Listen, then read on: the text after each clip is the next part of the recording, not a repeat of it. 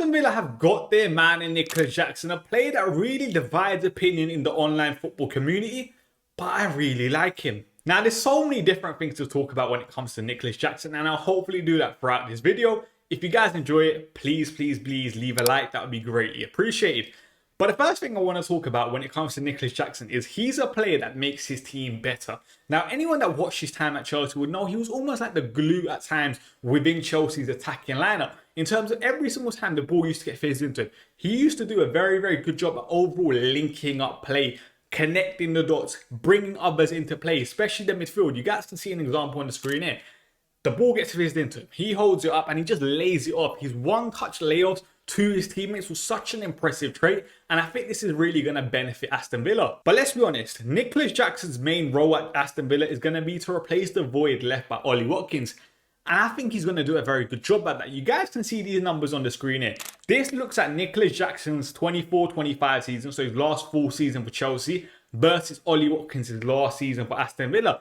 And you guys can see Jackson comes out on top in a lot of categories. Of course, goals, Ollie Watkins comes out on top, and we'll discuss that a bit later on in this video. But assists, shots, XG, shot assists, crosses, touches in the penalty area, progressive runs, fouls won, all the new Aston Villa man leads on. Now, beyond the data, there's actually a lot of similarities stylistically between Ollie Watkins and Nicolas Jackson.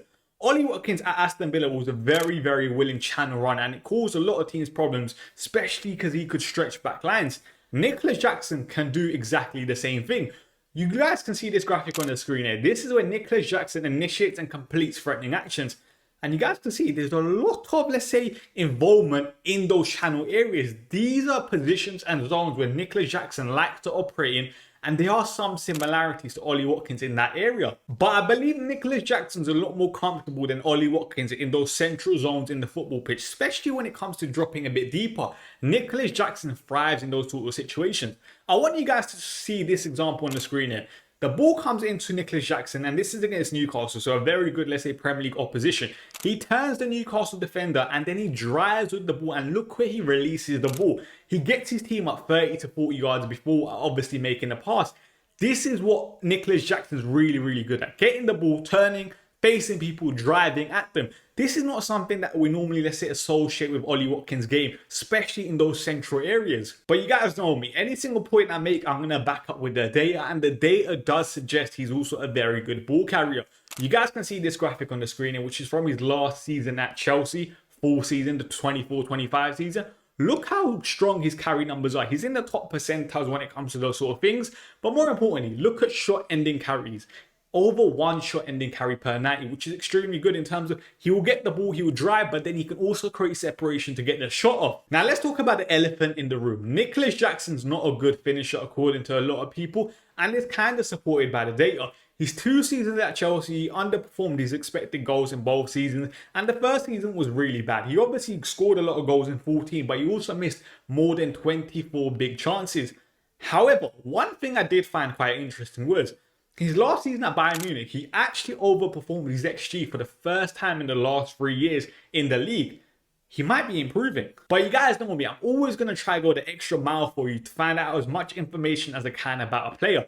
And when it came to Nicolas Jackson, I watched his last 120 shots on Scout.